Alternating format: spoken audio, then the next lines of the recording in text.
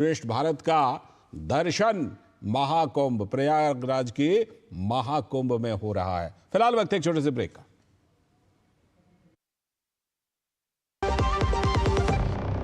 जब धरती चीर कर निकलता है लोहे का पत्थर और मिलता है मोंगिया के जोश से, फिर तपता है, पिघलता है और बनता है फौलाद। अब होता है सरिया सारी खूबियों के साथ। मोंगिया स्टील, मजबूत देश का मजबूत सरिया। स्वागत है ब्रेक के बाद। आप देख रहे हैं डीडी न्यूज पर इस वक्त, और जैसा कि ब्रेक पर जाने से पहले हमने बताया था कि अब हम खास चर्चा करने वाले खास मेहमानों के साथ, और वो चर्चा होगी ये महाकुंभ में, प्रयागराज महाकुंभ में किस तरह से एक भारत श्रेष्ठ भारत की झलक दिखाई पड़ती है। और जो लोग सवाल उठाते हैं ना कि ये वहां वाले पूर्वोत्तर वाले ऐसे दिखते हैं, दक्षिण वाले वैसे दिखते हैं, याद होगा आपको सैम पित्रोदा जी का बयान, वो सब वहां जाकर के बिल्कुल एकाकार हो रहा है।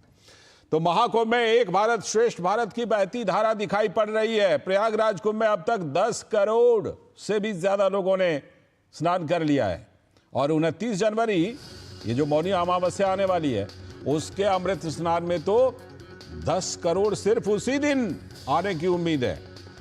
तो महाकुंभ की दिव्यता से आकर्षित लोग प्रयागराज की ओर रुख कर रहे हैं लगातार।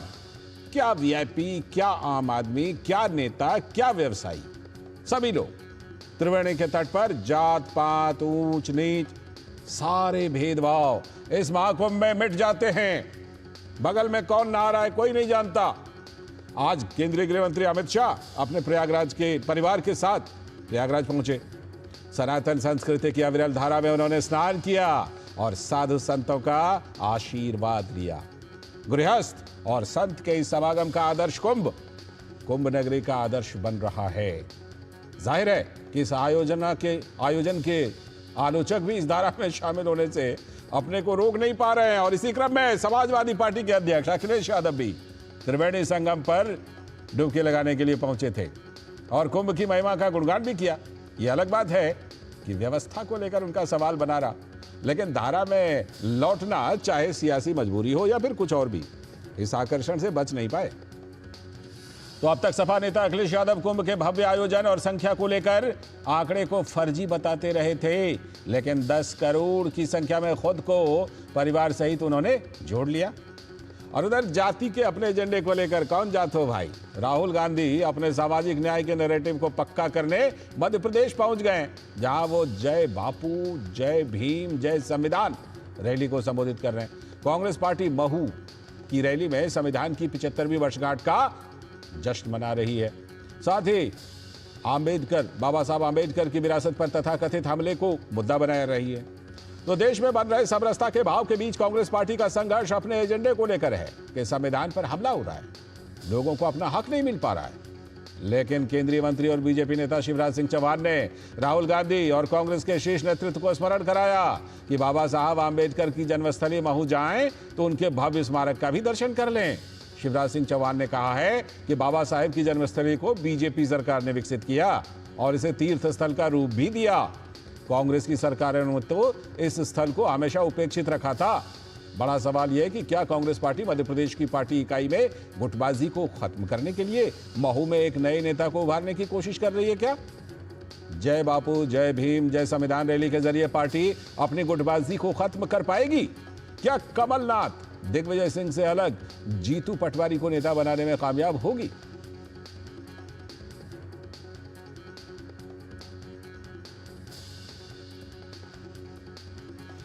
तो दो नैरेटिव जो है ना बिल्कुल साथ साथ चल रहे हैं। एक नैरेटिव तो एक भारत श्रेष्ठ भारत जो है वो प्रयागराज महाकुंभ से बिल्कुल निकल के आ रहा है, दूसरी तरफ वही वाला नैरेटिव कौन जात हो भाई, जो कि महाकुंभ में जाके कहीं दिखता ही नहीं।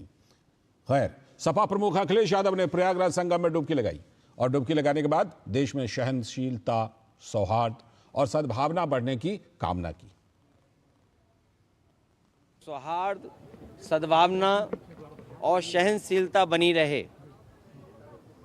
महाकुंभ के आयोजन में ये पौराणिक है कि बिना बुलाए और अपने आप सब लोग आते हैं। अपनी व्यक्तिगत आस्था है उनकी सबकी। आज हमें भी मौका मिला है। मैं आज महाकुंभ में स्नान कर करके जा रहा हूँ। मैंने 11 डुबकी लगाई हैं।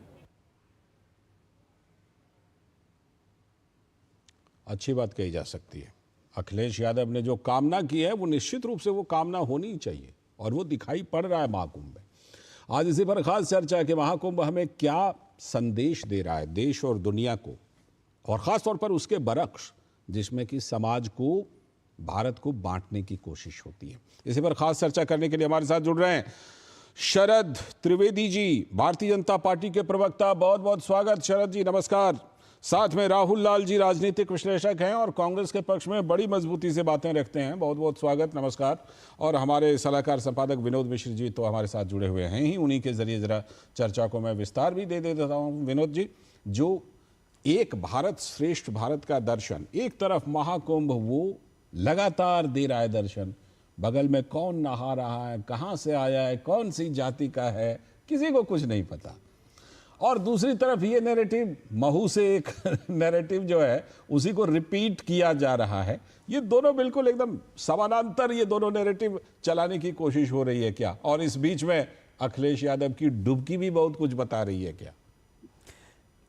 अखिलेश जी तो आगे इस धारा में, राहुल जी अभी तक वही हैं जहां खड़े थे। जरूर। तो ये राहुल लाल जी बताएंगे, उस पर ज्यादा प्रकाश डालेंगे। हाँ। सवाल सबसे इम्पोर्टेंट ये है कि 4 दिन पहले जब आप कुंभ पे ये बड़े बड़े सवाल खड़ा कर रहे थे महाकुंभ को लेके अखिलेश यादव जी, और सीधे सीधे आप कह रहे थे कि ये पूरे तरह से आप एक तरह इस शो को ही फ्लॉप साबित कर रहे थे।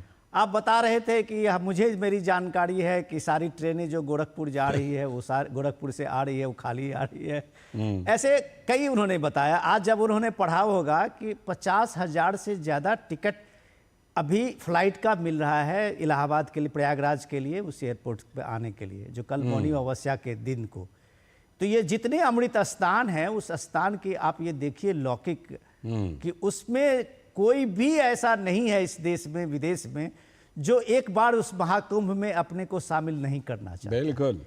ये सनातन की संस्कृति की जो आप कह सकते हैं कि इस दौर में जो विरासत का संभालने का और विरासत और विकास की बात जब आप कहते हैं तो देखिए इसके आभा कि खुद अखिलेश यादव को क्यों बेईमानी लगने लगी कि 4 दिन के बाद अपने नैरेटिव को छोड़ के वो डुबकी लगाने 11 डुबकी लगा ली।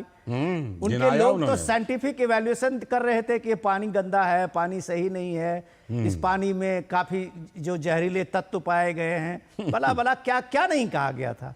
उसमें वो 11 डुबकी लगा रहे हैं, खुद वो अपने उसी मिथ को तोड़ रहे हैं। अब सवाल सबसे बड़ा इंपॉर्टेंट ये है कि इसमें सामाजिक मैसेज जो है, वो सामाजिक मैसेज इन सारे पार्टियों को एक चिंता का सबसे बड़ा कारण बन रहा है।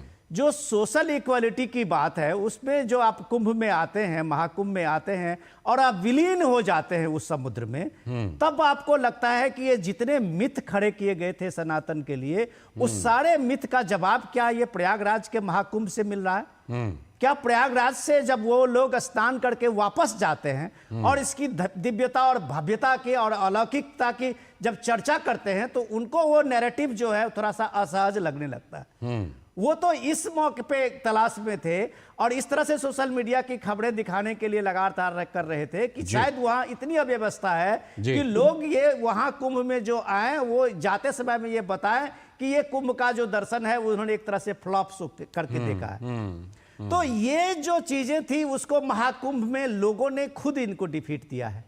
अब जब आप राहुल गांधी की बात करते हैं तो आज जो महू में हैं वो, और जिस जय भीम, जय संविधान और जय बापू के नाम के वहां रैली का आयोजन कर रहे हैं, वो चीजें कम से कम आज उनको देखना चाहिए। यहां आके एक बार कुंभ में डुबकी लगा लें तो अब तक जो उनकी लाल किताब वाली नैरेटिव थी और नैरेटिव लेके वो चल रहे हैं, शायद वो नैरेटिव को सही समझने में, सही रूप से उसकी व्यापक व्याख्या करने में वो शायद ज्यादा कामयाब हो पाए। बिल्कुल, अगर समझना चाहें तो, है ना। राहुल लाल जी, ये बताइए कि दिल्ली में तो लगातार राहुल गांधी जी की तबीयत ही खराब रही, जहां वो रहते हैं, जहां उनका निवास स्थान है, वहां इतनी तबीयत खराब उनकी रही कि उन्होंने सारे इलेक्शन प्रोग्राम कैंसिल कर दिए दिल्ली में, है ना, चाहे पदयात्रा हो, रैली हो, तमाम। और महू में जाकर के रैली कर रहे हैं। सवाल उठ रहा है कि अखिलेश यादव जी तो मुख्य धारा में डुबकी लगाकर शामिल होने की कोशिश कर रहे हैं, राहुल जी भी डुबकी लगाएंगे क्या, ताकि कम से कम वहां देख लें कि वहां वो नहीं चलता है कि कौन जात हो भाई, बगल वाले का पता ही नहीं कौन जात है और कहां से आया है। लालचंद जी देखिए, अखिलेश जी के ऊपर तो काफी पहले से भारतीय जनता पार्टी आरोप लगा रही थी कि वो महाकुंभ का विरोधी है, वो हिंदू विरोधी है, सनातन विरोधी है।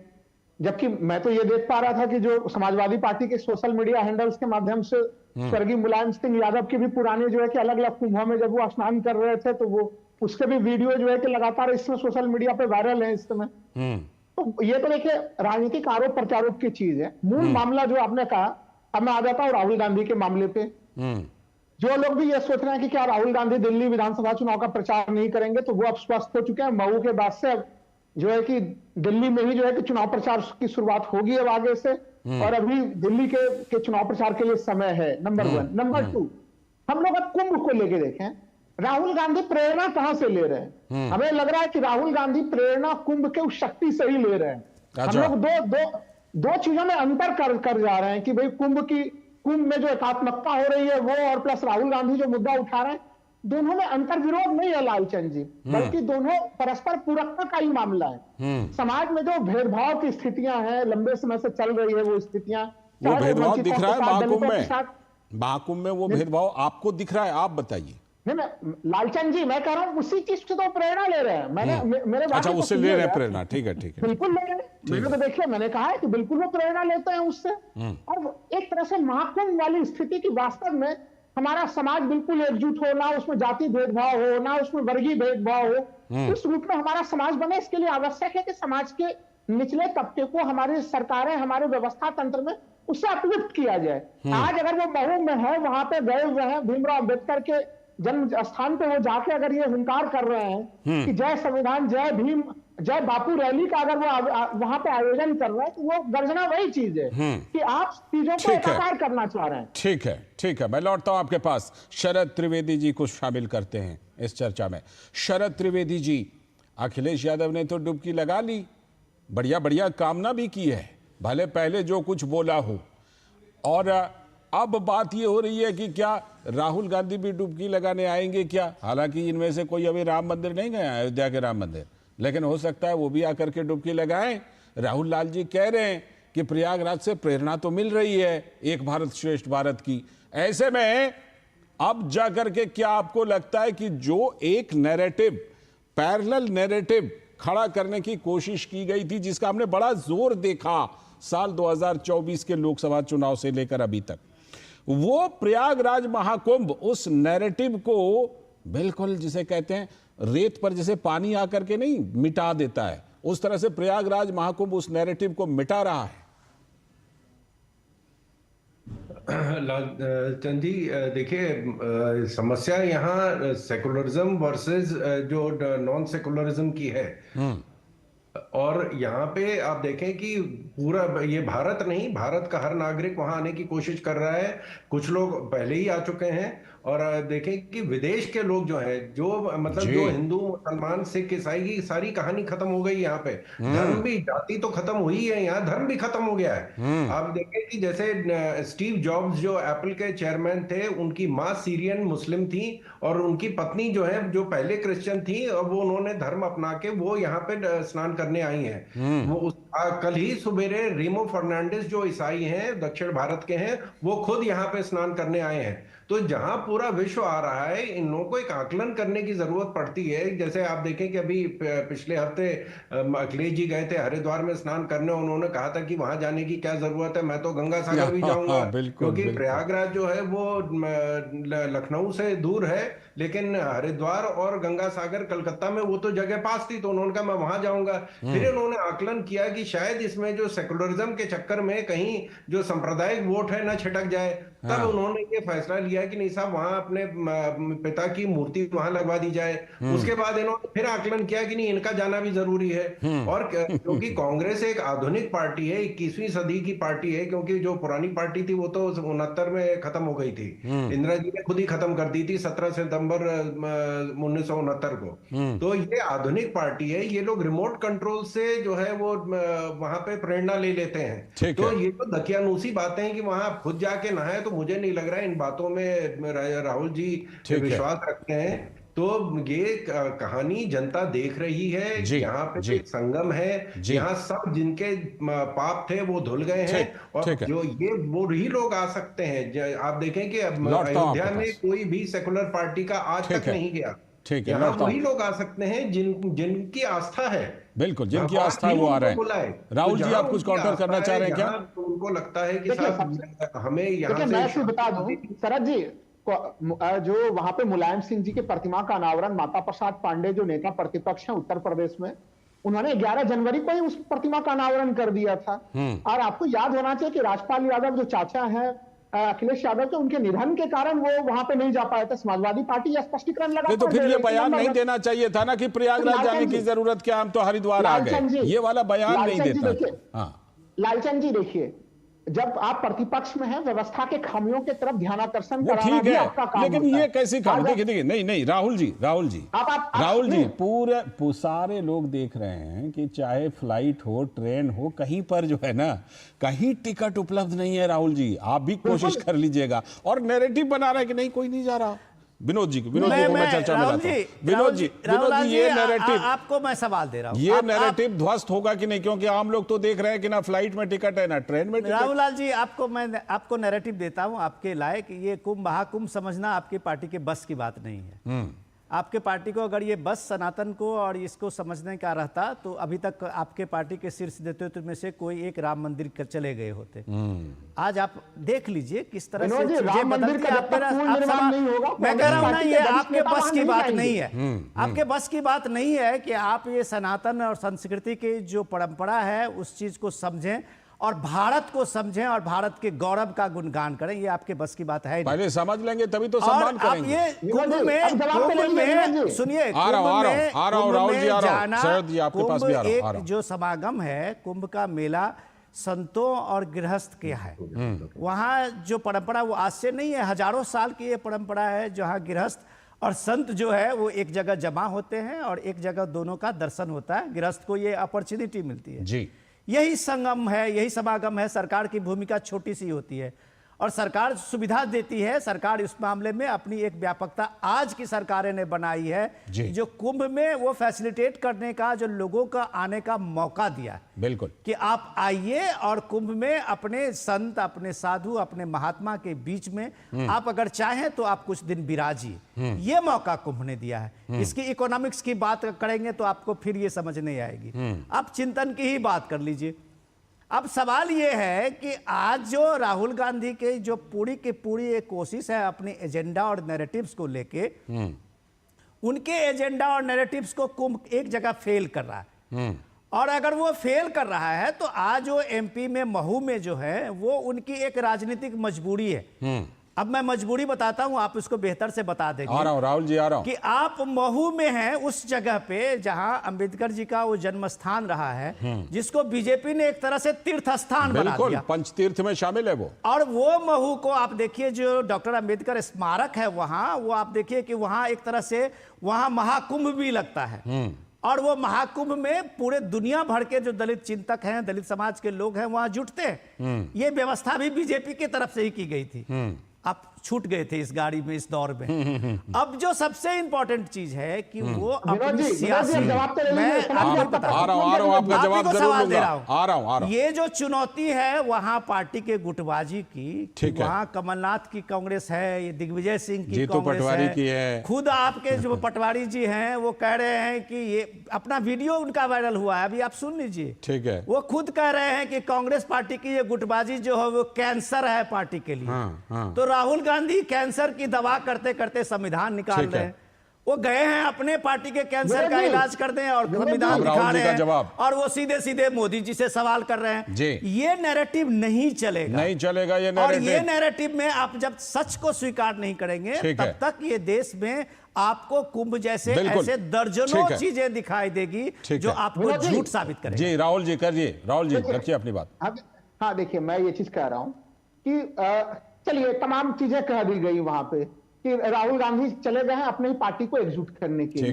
मैं तो ये कह रहा हूं संगम जो प्रयागराज है, जहां गंगा यमुना सरस्वती का संगम हो रहा है, वो सबों को एकजुट करने का संदेश है या नहीं है? अगर बिल्कुल राहुल है, गांधी वो तो दिखाई अपने पड़ रहा है पार्टी वहां से। को- अपने पार्टी को देश के बृहत्तर मुद्दों के साथ अगर एकजुट करने का प्रयास करते हैं, मैं विनोद जी की बात का खंडन भी नहीं करता, मैं नहीं खंडन करता, उनके बात को ही आगे बढ़ाता हूं कि हाँ, कांग्रेस पार्टी में जीतू पटवारी को लेकर भी आगे बढ़ेंगे, दिग्विजय सिंह को भी लेकर आगे बढ़ेंगे, कमलनाथ को भी लेकर आगे बढ़ेंगे। जो मुद्दे हैं देश के बड़े मुद्दे, उन्हीं मुद्दों के साथ संपूर्ण पार्टी को जोड़ने का प्रयास है।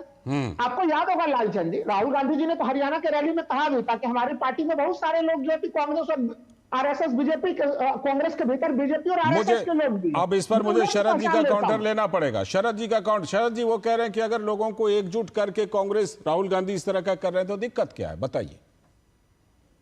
देखिए, उत्तर प्रदेश से तो पिछले 36 साल से कांग्रेस बाहर है और केंद्र में सत्ता से बाहर है, और जो इन्होंने पिछले 10 साल में इन्होंने जितने चुनाव लड़े हैं उनमें कुल उतनी सीटें नहीं आई हैं इनकी जितनी भारतीय जनता पार्टी की अब की बार सीटें आई हैं। तो इनकी हालात इतने खराब हैं कि मुझे नहीं लग रहा है कि अगले चुनाव तक ये पार्टी रहेगी भी या नहीं रहेगी। और जितनी भी पार्टियां बनी है, जो जिनके साथ ये लड़ रहे हैं, वो इन्हीं को निपटा के पार्टियां बनी। Samajwadi party, RJD, JDU, NCP, जितनी भी पार्टियां, ये तो इन्हीं को निपटा के बनी है। वो पहले उनसे बाहर से उन्होंने इनको निपटाया, अब अंदर आके इनको निपटा रहे हैं। इंडी गठबंधन पहले ही खत्म हो चुका। उत्तर प्रदेश से आप देखें कि जिस तरह इनको बेइज्जत किया गया है, पहले इनका गठबंधन ही किसको कितनी सीटें देते हैं इनको तय करना है। लेकिन इन्होंने पहले कहा गठबंधन में अखिलेश जी ने कि हम लोग तय करेंगे कि किसको ये जो 9 सीटें उनमें किसको दी जाएंगी।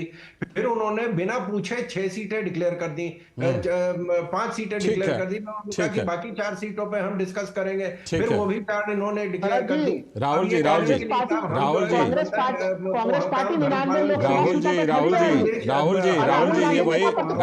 ये वही कांग्रेस है ना जो कहा करती थी न जात पर न पात पर, मुहर लगेगा हाथ पर।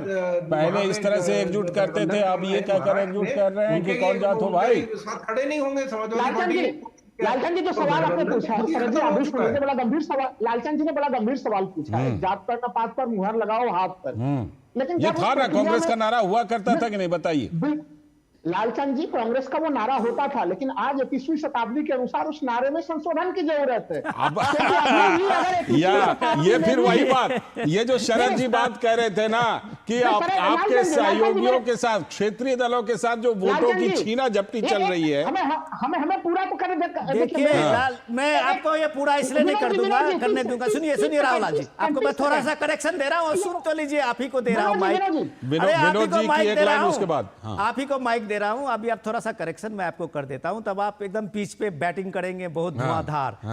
ये मैं आपके बैटिंग के लिए दे रहा हूं कि ये क्या राहुल लाल जी, आपके पार्टी के नेता घबराए हुए हैं सनातन के इस वैभव को, सनातन के इस पुनर्जागरण को, सनातन के इस गौरव को देख के लोग जिस तरह से अभी राम मंदिर के बाद, प्राण प्रतिष्ठा के बाद देश में जिस तरह से इसका रिस्पांस हुआ है, क्या उस घबराहट में इतनी ये संविधान लाल कॉपी को बार बार लहराया जाता है, सीधे बार बार कहा जाता है खतरे में आ गया? ये देश में कौन सा खतरा है भैया? अयोध्या के बाद प्रयागराज से भी डर लग रहा है क्या? खतरा बढ़ा है, उसकी वजह क्या है, ये लाल जी पूछना चाहते हैं। बिल्कुल, अयोध्या के बाद प्रयागराज से भी घबराहट हो रही है क्या?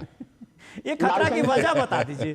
देखिए, पिछले साल जब हम लोग डिबेट में होते तब यही सवाल प्रश्न पूछा जाता था विनोद जी कि क्या अयोध्या राम मंदिर प्राण प्रतिष्ठा से कांग्रेस घबराई हुई है? कांग्रेस घबराई नहीं, कांग्रेस 52 से 99 सीटों पर पहुंच गई। और देखिए, प्रयागराज का जो आयोजन हो रहा है, वो मूल्य जो वहां से निकल रहा है, उन मूल्यों को कांग्रेस हमेशा लेती रही है। ऐसा था नहीं कि ठीक है, पहला कोई कुंभ का आयोजन हुआ कांग्रेस। ठीक है, अब शरद जी का मुझे एक काउंटर शरद जी का एक काउंटर लेना है। शरद जी एक लाइन में खाली कर दूं।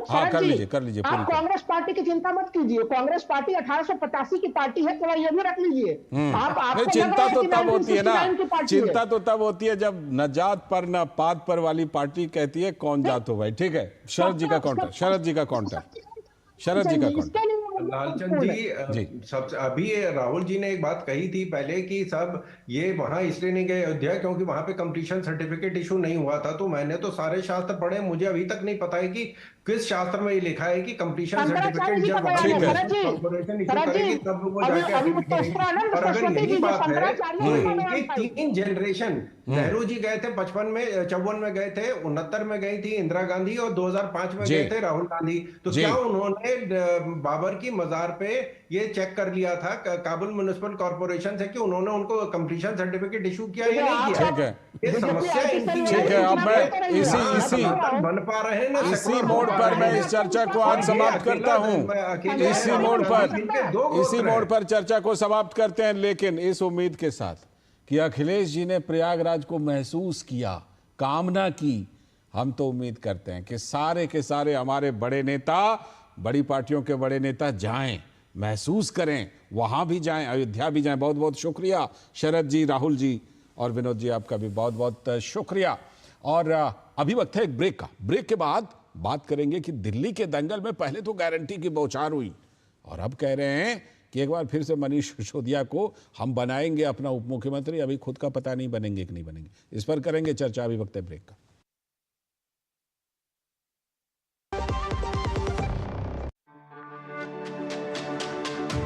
मेरी पसंद, मेरी पसंद,